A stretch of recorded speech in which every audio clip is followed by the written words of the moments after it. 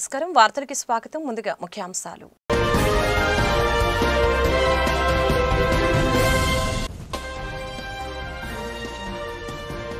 మాజీ intelligence chief PSR Anjaneyulu అరెస్టుపై రాష్ట్ర హోంశాఖ మంత్రి వంగలపూడి అనిత స్పందన. అరెస్టులు పారదర్శకంగా జరుగుతున్నాయన్న హోంమంత్రి. వైసీపీ హయాంలో హింస పరాకాష్ఠకు చేరిందని ఆగ్రహం.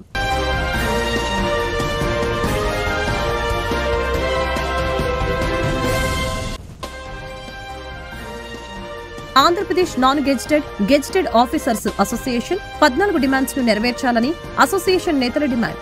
కాంట్రాక్ట్ ఉద్యోగుల్ని రెగ్యులర్ చేయాలని ప్రభుత్వానికి విజ్ఞప్తి.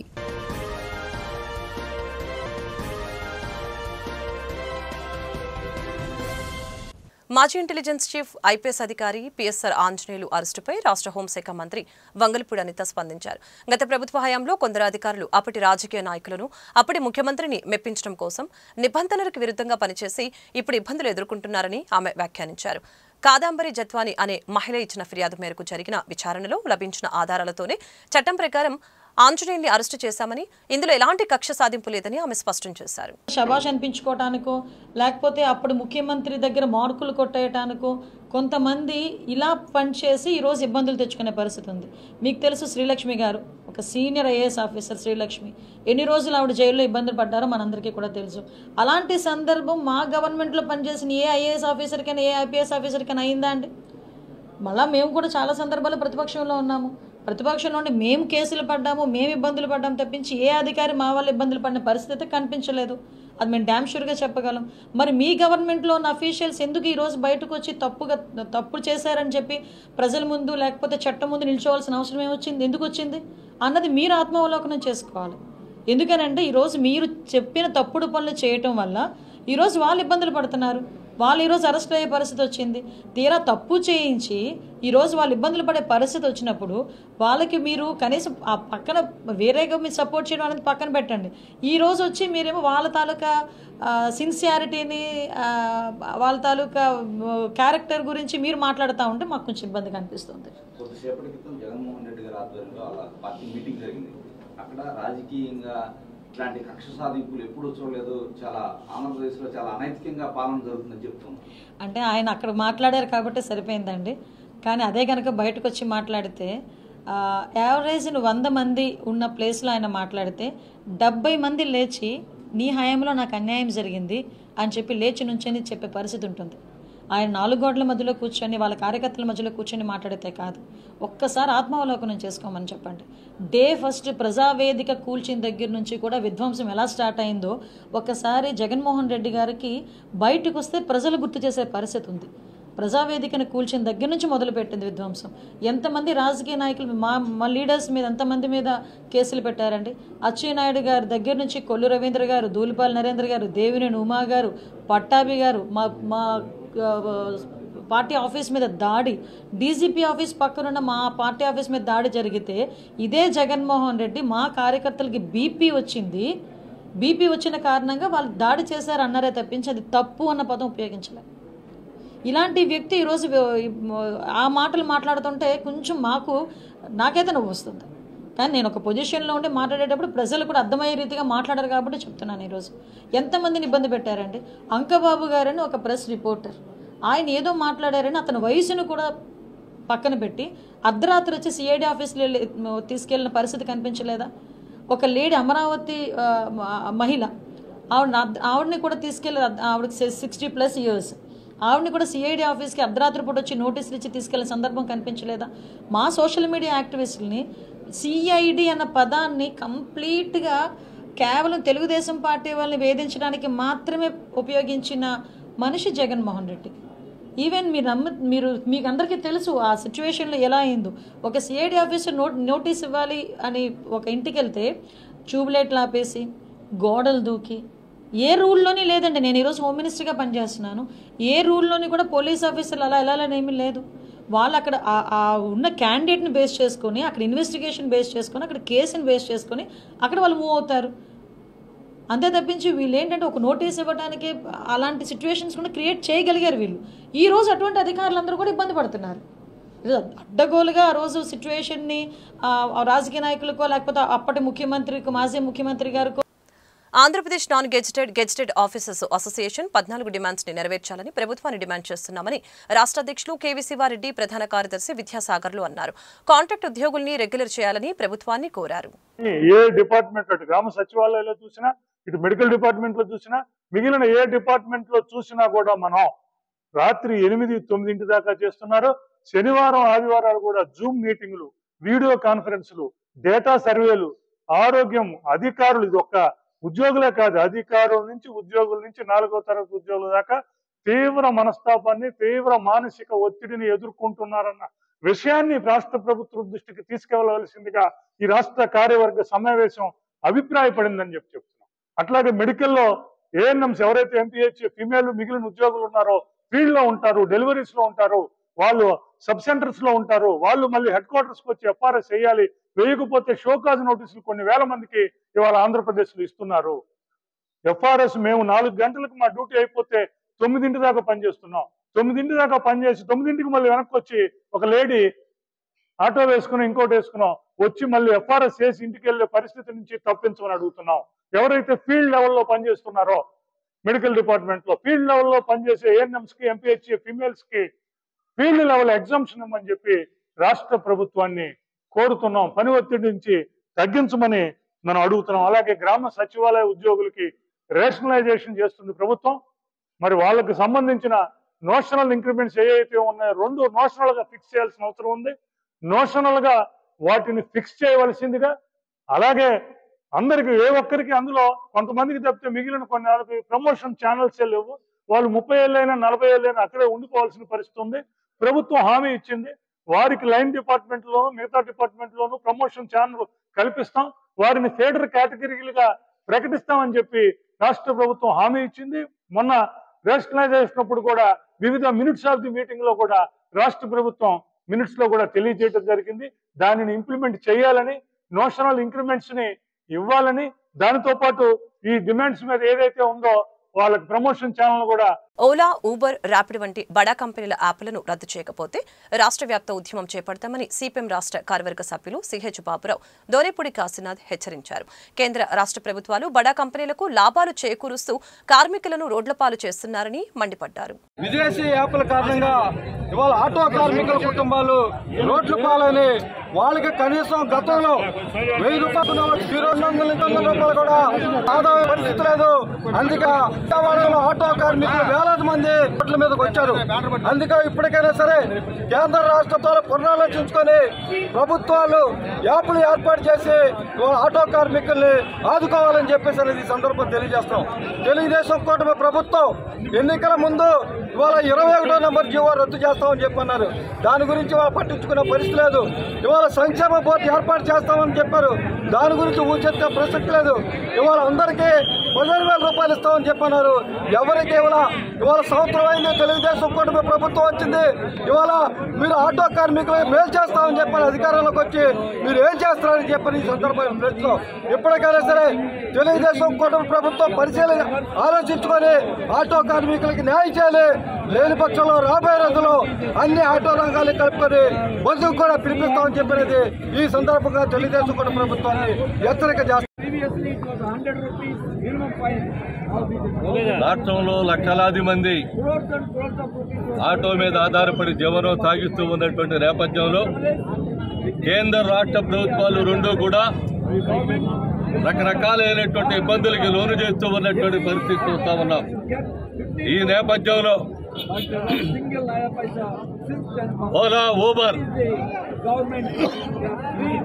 ర్యాపిడో అని చెప్పనేటువంటి సంస్థలు ఏవైతే ఉన్నాయో ఈ ఏజెన్సీలు ఎప్పటిదాకా ప్రభుత్వాల కనుసన్నల్లో నడుస్తూ ఉన్నాయి. ఈ 3 కూడా ప్రభుత్వాల కనుసన్నల్లో నడుస్తూ ఆటో రంగాన్ని పీల్చి పిప్పి చేస్తూ ఉన్నటువంటి పరిస్థితి చూస్తా ఉన్నాం. అందుకని ఓలా, ఊబర్, ర్యాపిడో ఈ 3టిని కూడా రద్దు చేయాల్సినటువంటి అవసరం ఉందని చెప్పారని ఈ రోజు డిమాండ్ చేస్తా ఉన్నారు. ఈ డిమాండ్ ని కేంద్ర రాష్ట్ర ప్రభుత్వాలు రెండూ కూడా ఒగ్గాల్సినటువంటి అవసరం ఉంది. ఈ మధ్యనే అమిత్ షా గారు ప్రకటన చేశాడు, సర్కారీ వాహన్ అని చెప్పనేటువంటి పేరుతో వస్తుంది ఒక యాప్ అని చెప్పారని 5% కమిషన్ ఇస్తాం, ఓలా, ఊబర్, ర్యాపిడోని మా దీంట్లోనే కట్టడి చేసి పెట్టుకుంటామని చెప్పలేని దాని సారాంశం. నేను అడుగుతా ఉన్నా, ఓలా, ఊబరు, ర్యాపిడో ఏజెన్సీస్ని తొక్కిపెట్టి మీకెందుకు మీరు ఉండండి అట్లా అని దాన్నే మళ్ళీ పరోక్షంగా కొనసాగించేదానికి సర్కారీ వాహనం చెప్పనేటువంటి పేరుతో ఆ యాప్ని తిరిగి కొనసాగించేదానికి కనుక ప్రయత్నం చేస్తే మాకు ఒరిగేదేమీ లేదు. మాకు చెప్పదప్ప మాకేమీ బొవ్వ గడిచేటువంటి పరిస్థితి లేదు. ఇది ఆటో కార్మికుడి యొక్క వాదన. అందుకని కేంద్రంలో ఉన్నటువంటి ప్రభుత్వాన్ని డిమాండ్ చేస్తా ఉంది, అనుకూలమైనటువంటి యాప్, సానుకూలమైనటువంటి యాప్ ఏదైతే ఉందో ఆ యాప్ని కమిషన్ పెంచడం ద్వారా గవర్నమెంటే ఏర్పాటు చేసి, కమిషన్ పెంచడం అంటే వాళ్ళలాగా వీళ్ళలాగా నువ్వు దోపిడీ చేసేటువంటి పరిస్థితి వస్తే సాధ్యం కాదు ఇది. అందుకని అలా కాకుండా చేయాలి అని చెప్పనేటువంటి ఉద్దేశంతో ఈ రోజు ప్రభుత్వాన్ని మీద ఆటో కార్మికులు డిమాండ్ చేస్తా ఉన్నారు.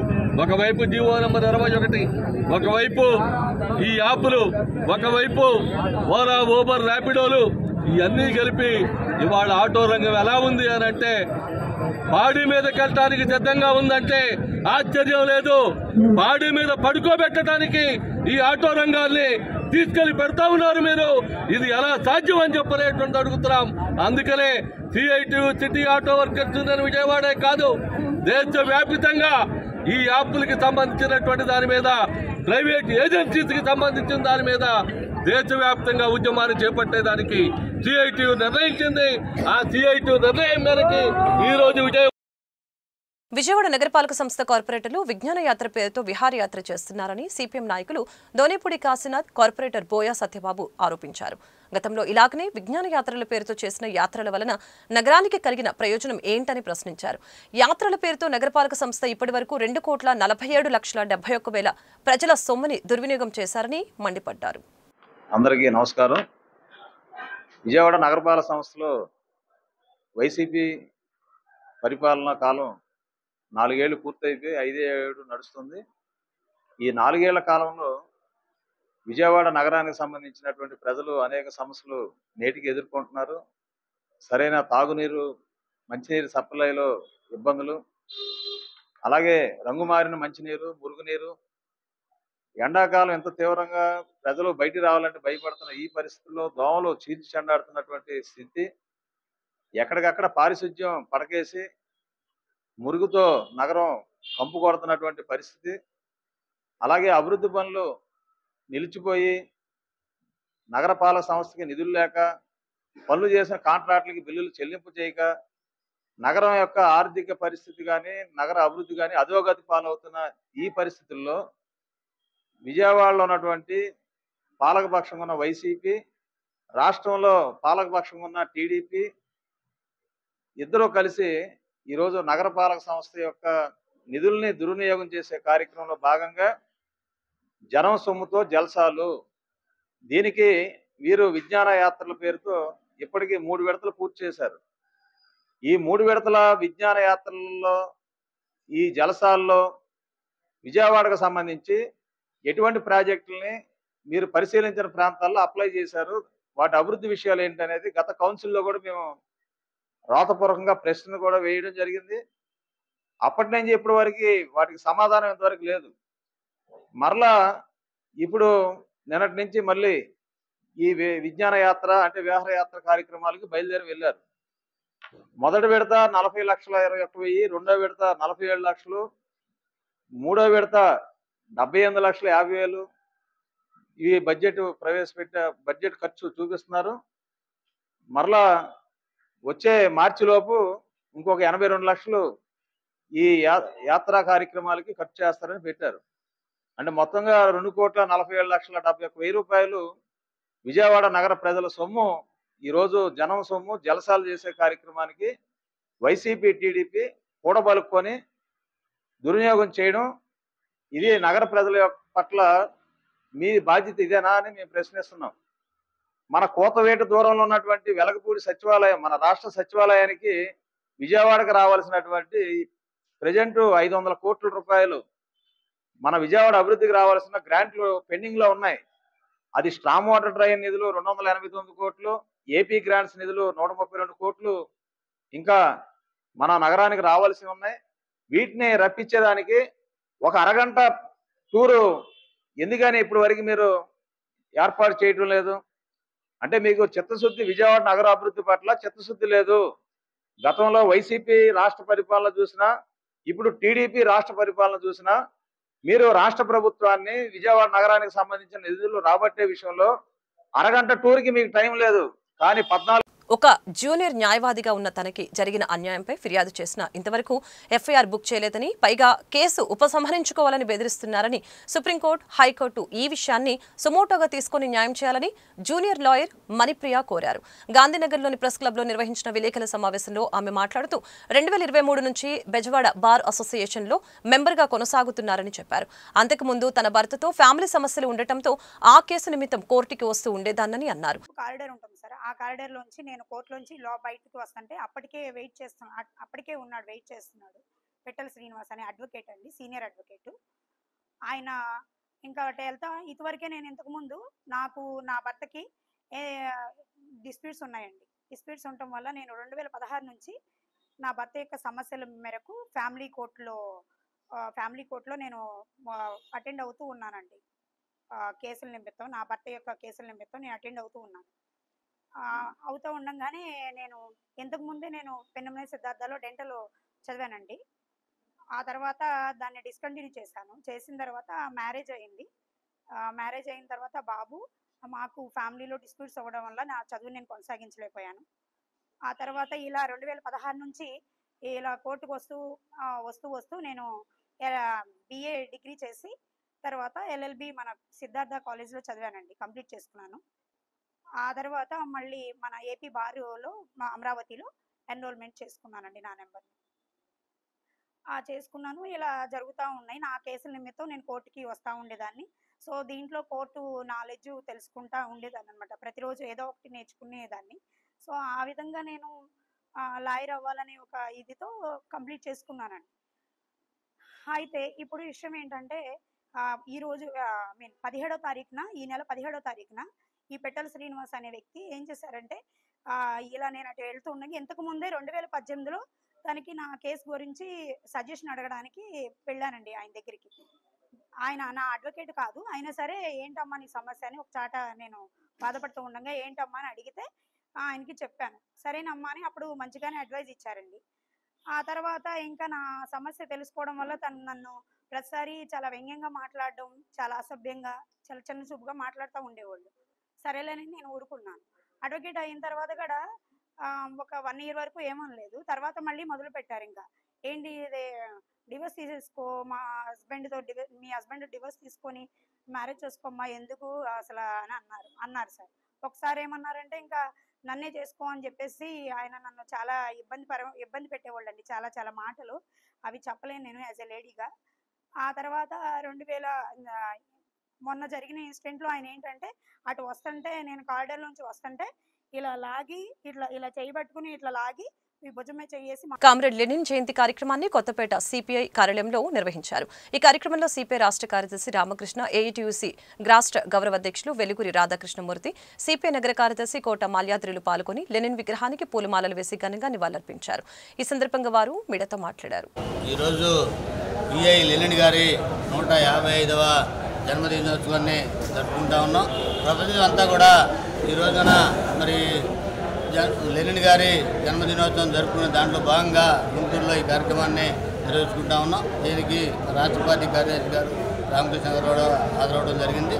ఏదైనప్పుడు కూడా ఈ ప్రపంచంలో మొట్టమొదటి కమ్యూనిస్ట్ రాజ్యాన్ని స్థాపించినటువంటి విఐ లెనిన్ గారి 155వ జయంతి సందర్భంగా వారికి జోహార్లు అర్పిస్తూ ఏదైతే అక్టోబర్ విప్లవం ఘనంగా నిర్వహించిన తర్వాత ఆ రోజున మరి రష్యాలో కమ్యూనిస్ట్ ప్రభుత్వం ఏర్పడిందో ఆ రోజు నుంచి ప్రపంచమంతా కూడా కార్మిక రాజ్యాలు, కమ్యూనిస్ట్ రాజ్యాలు, వర్కర్స్ పార్టీలన్నీ కూడా మరి అధికారాలకు రావడం జరిగింది. అనంతరం అనేక దేశాల్లో మరి కమ్యూనిస్టులు ఈ రోజున కార్మికులకి మరి ప్రజలకి అండగా మరి అనేక పోరాటాలు నిర్వహించడమే కాకుండా ఈరోజు మరి ఏ కార్యక్రమం వచ్చినా కూడా ఎవరికి ఇబ్బంది వచ్చినా ఎర్ర జెండా గుర్తొచ్చే పరిస్థితి మరి ఆ రోజున వారి పోరాట ఫలితంగా వచ్చిందనేది కూడా గుర్తు చేసుకుంటూ దేశంలోనే కాదు ప్రపంచంలో ఎవరికి కూడా చనిపోయిన పిఐ లెనిన్ గారి మరి విగ్రహం మరి ఏదైతే ఆయన భౌతిక కాయం ఇప్పటికి కూడా మరి రసాయనాల్లో ప్రభుత్వం మరి భద్రపరిచి లక్షల మంది ఆయన ఇప్పుడు కూడా మాస్కోలో సందర్శించుకుంటూ ఉన్నారు. ఈ రకంగా ఉన్న ఆయనకి మార్గంలో నడిచే దాంట్లో భాగంగా వారు ఇచ్చిన ఆశయాలను మరి కొనసాగింపులో భాగంగా సిపిఐగా వారి బాటలో కొనసాగిస్తామని మరి మీ అందరికీ కూడా తెలియజేస్తూ వారికి ఘనమైన జోహార్లు అర్పిస్తూ ఉన్నాం. ప్రపంచంలో మొట్టమొదటిసారిగా కార్మిక వర్గ నాయకత్వంలో విప్లవాన్ని జయప్రదం చేసి ప్రభుత్వాన్ని ఏర్పాటు చేసిన మహనీయుడు లెనిన్ గారి 155వ జయంతి సందర్భంగా ఘనంగా నివాళులర్పిస్తారు. ఇవాళ ప్రపంచవ్యాప్తంగా కమ్యూనిస్ట్ పార్టీలు, వర్కర్స్ పార్టీలు, సోషలిస్ట్ పార్టీలు, వామపక్ష మేధావులందరూ కూడా అన్ని చోట్ల కూడా లెనిన్ మహాశయునికి ఘనంగా జోహార్లు అర్పిస్తూ ఉన్నారు. ఒక మనిషిని మరో మనిషి దోపిడీ చేయని ఒక సమాజం రావాలి, సోషలిస్ట్ సమాజాన్ని ఏర్పాటు చేయాలని జరిగిన మహా విప్లవమే అక్టోబర్ మహా విప్లవం. అంతేకాకుండా ఇవాళ కమ్యూనిస్ట్ పార్టీలు కొంత బలహీనపడినప్పటికీ ఇప్పటికి కూడా ప్రపంచంలో సామ్రాజ్యవాదకు వ్యతిరేకంగా గట్టిగా ధైర్యంగా నిలబడి ఛాలెంజ్ చేయగలిగింది మాత్రం కమ్యూనిస్టులని కూడా మనవి చేస్తాం. ఎందుకంటే అమెరికాలో ట్రంప్ రెండోసారి అధికారంలోకి వచ్చిన తర్వాత ఇవాళ ప్రపంచాన్ని బెదిరిస్తూ ఉన్నాడు. అందరూ కూడా వాళ్ళకు లొంగిపోతూ ఉన్నారు. ఇవాళ అమెరికన్ వైస్ ప్రెసిడెంట్ మన ఇండియాకు వస్తే నరేంద్ర మోడీ గారు మన భారతదేశ ప్రభుత్వం ఆయనకి రెడ్ కార్పెట్ వెల్కమ్ చెప్తూ ఉంది. ఇవాళ ఇండియాను కూడా బెదిరిస్తూ ఉన్నారు. ఇండియాకి సంబంధించిన దిగుమతులపైన కూడా సుంకాలు పెంచుతూ ఉన్నారు.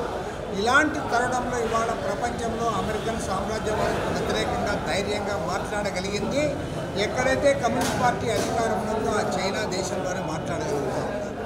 కాబట్టే చెప్తా ఉన్నాం, ఇవాళ ఖచ్చితంగా సామ్రాజ్యవాద పెట్టుబడిదారీ విధానానికి ప్రత్యామ్నాయం ఏదైనా ఉంది అంటే అది ఖచ్చితంగా సోషలిజం, మార్క్సిజమే. కాబట్టి ఆ దిశగా ముందుకు సాగడానికి లెనిన్ గారి 155వ జయంతి సందర్భంగా వారికి ఘనంగా నివాళులు అర్పిస్తూ ఆ రకంగా ముందుకు సాగుతామని చెప్పి ప్రతిజ్ఞ చేస్తాం. మే నెల 20వ తేదీన దేశవ్యాప్తంగా సమ్మె నిర్వహిస్తున్నట్లు ఏఐటీయూసీ రాష్ట్ర కార్యదర్శి వెలుగురి రాధాకృష్ణమూర్తి చెప్పారు. దాదాపు 20 కోట్ల మంది ఈ సమ్మెలో పాల్గొంటారని తెలిపారు. కార్మికుల గొంతు నొక్కే విధంగా లేబర్ కోడ్లు ఉన్నాయని అన్నారు. కొత్త చట్టాలను వెంటనే ఉపసంహరించుకోవాలని డిమాండ్ చేశారు. కార్మికుల సమస్యల పరిష్కారం కోరుతూ మే నెలలో విస్తృతంగా ఉద్యమాలు చేస్తున్నట్లు ఈ సందర్భంగా తెలియజేశారు. ఈ సమావేశంలో ఏఐటీయూసీ నేతలు మేడ హనుమంతరావు, ఆకేటి అరుణ్ కుమార్, జి సురేష్ బాబు, రావుల అంజుబాబు, కోట మాల్యాద్రి, పుప్పాల సత్యనారాయణ పాల్గొన్నారు. గుంటూరు జిల్లా ముఖ్య కార్యకర్తల సమావేశం ఇక్కడ జరుగుతూ ఉంది.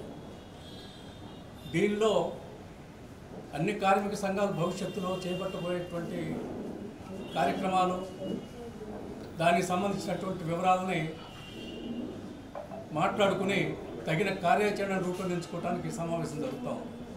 ప్రధానంగా నరేంద్ర మోడీ రెండోసారి అధికారంలోకి వచ్చిన తర్వాత 4 కార్మిక కోడ్లని, కార్మికుల గొంతు నొక్కేటువంటి కార్మిక కోడ్లు, 4 కార్మిక కోడ్లను తయారు చేసి వాటిని అమలు జరపడానికి ప్రయత్నం చేస్తూ ఉన్నారు.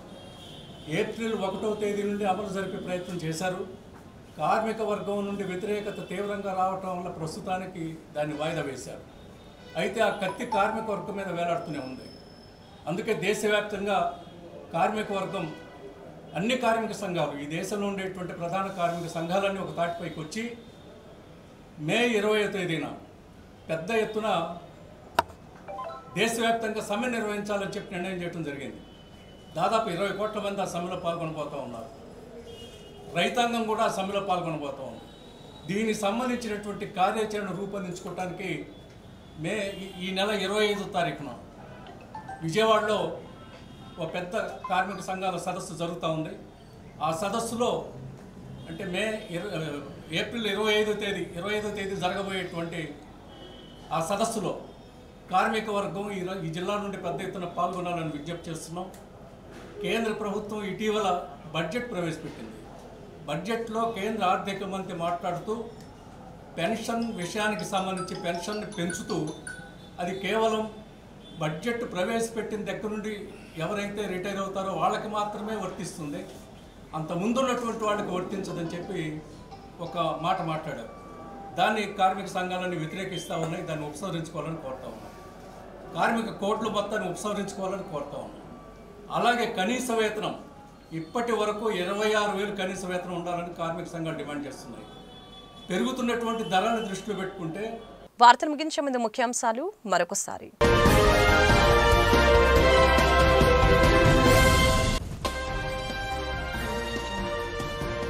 మాజీ ఇంటెలిజెన్స్ చీఫ్ పిఎస్ఆర్ ఆంజనేయులు అరెస్టుపై రాష్ట్ర హోంశాఖ మంత్రి వంగలపూడి అనిత స్పందన. అరెస్టులు పారదర్శకంగా జరుగుతున్నాయన్న హోంమంత్రి. వైసీపీ హయాంలో హింస పరాకాష్ఠకు చేరిందని ఆగ్రహం.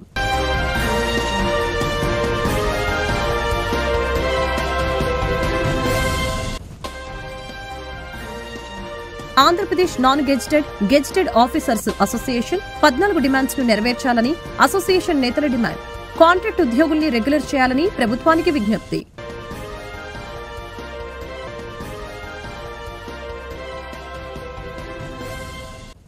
ఈ వార్తలు ఇంతటితో సమాప్తం. మరొక బులెటిన్లో మళ్ళీ కలుద్దాం. నమస్కారం.